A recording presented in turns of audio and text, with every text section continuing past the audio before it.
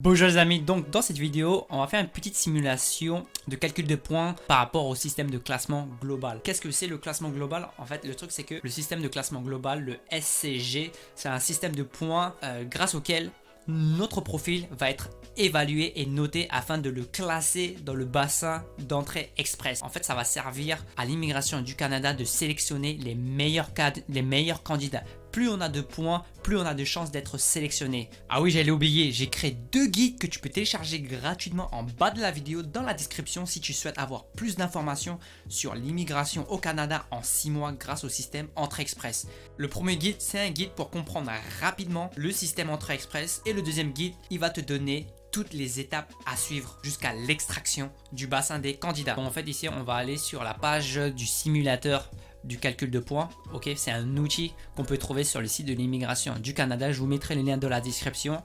Et là, comme vous pouvez le voir, servez-vous de cet outil si vous êtes admissible au moins à un programme visé par Entrée Express et vous n'avez pas rempli un profil Entrée Express, mais vous souhaitez avoir la note que vous pourrez obtenir dans le cadre du système de classement global.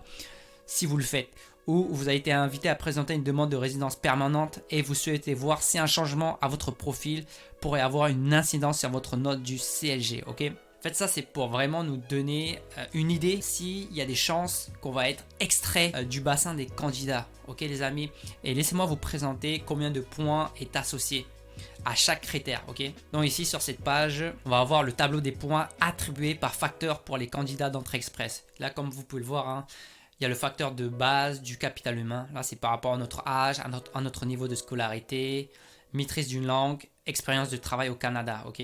Et là, c'est le facteur de base du capital humain. Ok. Après, on a les facteurs liés à l'époux de conjoint de fait, facteurs liés à la transférabilité des compétences, comme vous pouvez le voir. Hein. Ici, 50 points, penser d'une bonne maîtrise de langue. Je vous mettrai le lien dans la description, vous pouvez vraiment voir ça en détail. Hein.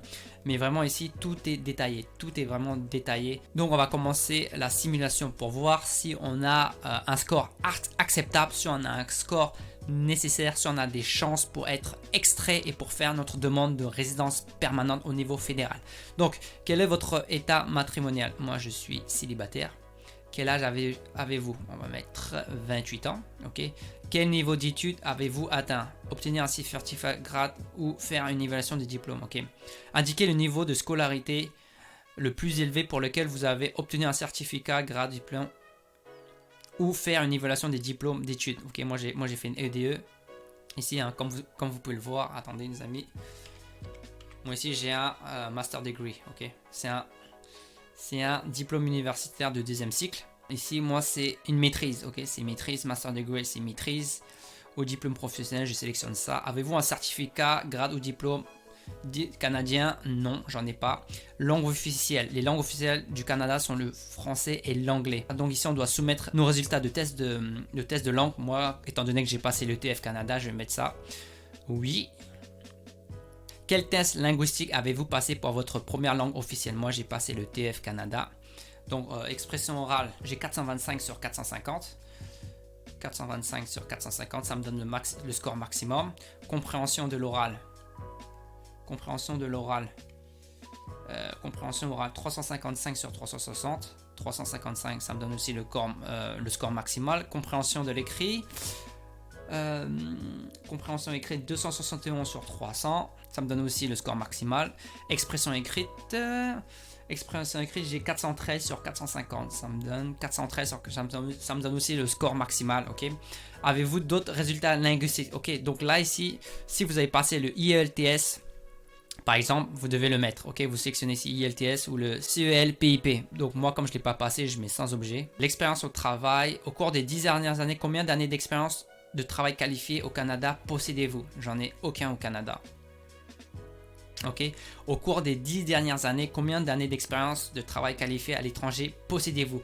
Comme moi, je suis français. Ok. Comme moi, je suis de France. Combien d'années d'expérience j'ai de travail qualifié en dehors du Canada? J'ai 3 ans ou plus. Ok. Possédez-vous un certificat de compétence d'une province, d'un territoire ou d'un organisme fédéral canadien? Non, j'en ai pas. Avez-vous une offre d'emploi valide appuyée par une étude d'impact sur le marché du travail? Si nécessaire, non, j'en ai pas. Avez-vous un certificat de désignation d'une province ou d'un territoire? Non, ça j'ai pas. Comme je l'ai expliqué dans mes premières vidéos, le certificat de désignation, c'est si tu passes par le programme des candidats de province, ok? Et si tu as accepté, en fait, ils vont te délivrer un certificat de désignation d'une province. Moi, j'en ai pas, c'est non. Est-ce que vous et votre époux conjoint de fait, avez-vous au moins un frère ou soeur habitant au Canada? Non, j'en ai pas. Et là, on va calculer mes résultats.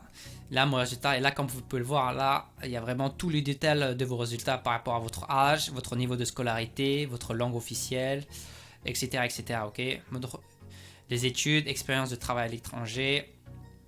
Donc moi, j'ai un total général de 496 points. Et une fois que vous avez vos résultats, on va aller sur la page d'extraction, sur la page des rondes d'invitation. En fait, là, on va savoir quel a été le dernier score qui a été extrait. Et là, comme vous pouvez le voir, ici, la dernière extraction, c'est-à-dire la dernière ronde d'invitation a été faite le 30 octobre 2019. Il y a eu 3900 invitations et la note obtenue dans le système de classement global par le candidat invité le moins bien classé, il y a eu 475. Donc moi, avec un score de 496, j'ai vraiment beaucoup de chances en fait d'être extrait du bassin des candidats et de présenter ma demande de résidence permanente. Ok. En fait, quand vous êtes extrait, c'est juste vous allez recevoir une invitation à présenter une demande. Puis, quand vous allez présenter votre demande, votre dossier sera examiné par un agent d'immigration. Et là, ce qu'on va faire, c'est on peut voir les résultats antérieurs. Ok. Il y a des extractions par rapport au programme des travailleurs des métiers spécialisés. Ok. Il y a aussi des extractions par rapport au programme de travailleurs qualifiés. Donc ici, nous c'est ça, hein. Nous c'est le 2 octobre, le moins bien classé était de 464. Ici, 462. Ici, 463. Le 20 août, le moins bien classé était à 457. Le 12 août, 466. Le 24 juillet, 459. Le 10 juillet, 460. Donc ça tourne autour de 460, 470, ok? Aucun programme ici, 465. Ici 472, bon moi avec mon score de 496, logiquement je vais être extrait, ok. Donc c'est comme ça que vous pouvez avoir une idée si vous allez être extrait ou pas, ok. Et n'hésitez pas aussi à vous abonner à ma chaîne si vous voulez recevoir des conseils concernant votre immigration au Canada par rapport au programme de travailleurs qualifiés d'entrée express, mais aussi si vous voulez recevoir des conseils par rapport aux tests de français, notamment le TEF Canada et le TCF Canada, ok. Donc moi je vous dis à la prochaine pour une nouvelle vidéo.